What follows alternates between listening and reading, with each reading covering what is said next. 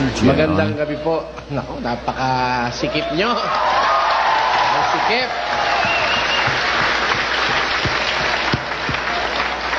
Pasensya na kayo, mainit ito eh. Pero siguro bago maghuko, mapapa-aircon na natin ito. Ano na ba tayo? Magtatanong na ba ako? Opo. Pwede na po tayo mag-start. Ilang minuto ba? Pwede na ho sumagot yung minuto? kabilang panig. Magandang gabi po sa inyong lahat. Ang una kong tanong, kapatid,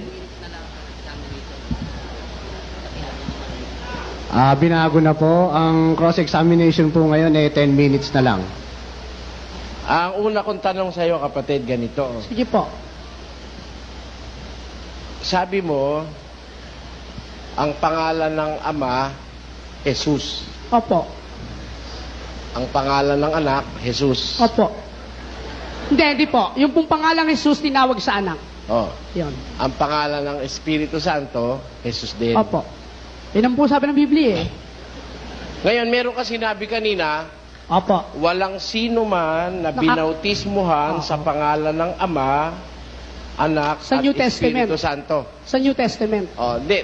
Sa mga apostol. Hindi, teka muna. sige Pabayaan po. mo muna ako. Bigyan po natin siya ng konting panahon para makapagsalita. Ngayon sige po, po. pag sa inyo ng oras, sa inyo naman po. Apology para po, hindi po apology. kayo nagkakatago pa. Yes Sige, or no lang. apology everybody. Sinabi Pasensya mo na po kasi, kayo.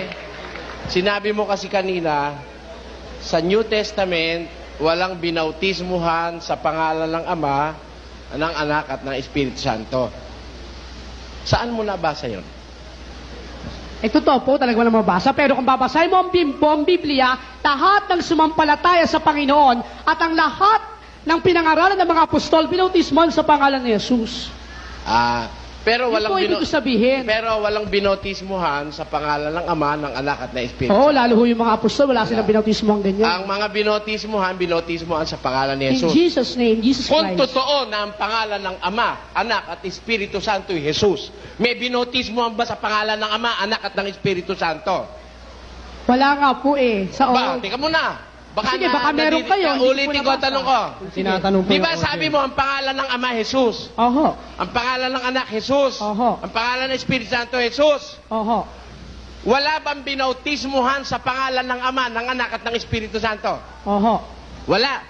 Wala nga po talaga. Meron bang binautismuhan sa pangalan ni Jesus?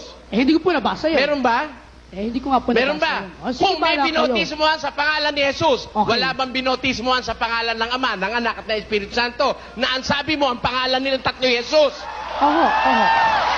Totoo ho yun. Totoo ho yun. Oho. Gusto ko liwanagin mo lang ang isip mo. Eto Then, po. if you claim that the name of the Father is Jesus, and the name of the Son is Jesus, and the name of the Holy Spirit is Jesus, and the people that were baptized in the name of Jesus, therefore, conclusively, all of them were baptized in the name of the Father, of the Son, of the Holy Ghost. No. Bakit ko nasabing mali? Ang hinihingi sa Mateo 28:19, pangalan. Okay lang kayo mga kapatid. Yung pong Ama, yung Anak Espiritu Santo, yung Espiritu Santo, hindi nga pangalan yun eh. Actually, yung Ama doon, is yung tinatawag natin general noun. Or Kapatid, maputol Saan na sa kita. Biblia, Okay, sige. tanong ko Sasagutin sa'yo, ko po eh. saan Pinapaliwanag sa ko. Biblia mababasang yung Ama ay general noun? Naku po, Mr. Soriano. Para naman po kayong hindi nag-aral sa tanong ninyo eh. Aba, wag mo naman ako Bakit, kamakin, mga kapatid? Saan mo naman mababasa sa Biblia? Teka muna, Sandali. kapatid. Sige, siya muna. Ang usapan natin, ayon sa Biblia. Oho. Hindi Oo, ayon. totoo. Muna, wag kang Dali magulo na, pagka dalawa tayo eh. Sabay? Walang tingang pwede magpasok ng dalawang nauunawaan. Ayun, tama po yun. Dapat po, ang lahat ng katanungan ni Brother Soriano, hindi niyo muna sasagutin. Huwag kang pabigla-bigla. Maglilista muna po kayo. Easy ka lang, Para easy ka pagdating lang. sa oras ninyo, kayo naman ang aatake sa kanya. Cross-examination.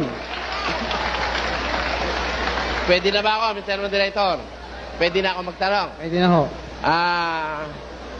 Pinaalala ko sa iyo ang ating tema, ayon sa Biblia.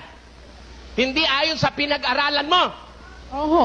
At hindi rin ayon sa pinag-aralan ko. Totoo Naintindihan mo yun. na. Sabi mo, ang Ama ay General noun. general noun. Saan sa Biblia yon?